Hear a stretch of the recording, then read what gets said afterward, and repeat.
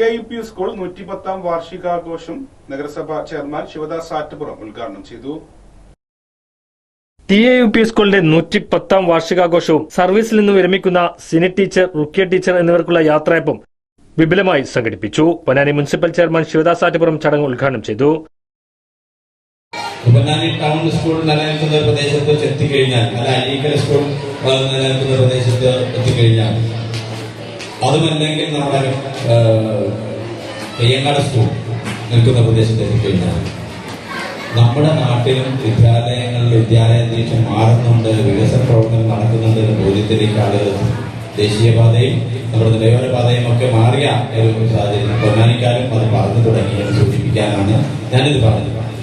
ഇത് നാമൊക്കെ തന്നെ ഇവിടെ ഒന്നിച്ചു ചേർന്നിട്ടുള്ളത് നമ്മുടെ കുഞ്ഞുങ്ങളുടെ ഈ സ്കൂളിനോടനുബന്ധിച്ച് അവതരിപ്പിക്കുന്ന വാർഷിക പരിപാടിയോടനുബന്ധിച്ചുള്ള കലാപരിപാടികൾ കാണാൻ, അല്ലേ?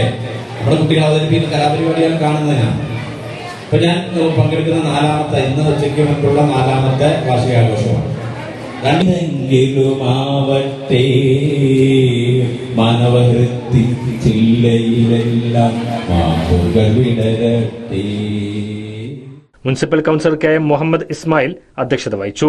Ponnani AEO TS Shoja, PTA president PP Kabeer, MTA president E Athika, school manager P Muhammad, staff secretary A Naseera, school leader Ajwad തുടങ്ങിയവർ സംബന്ധിച്ചു.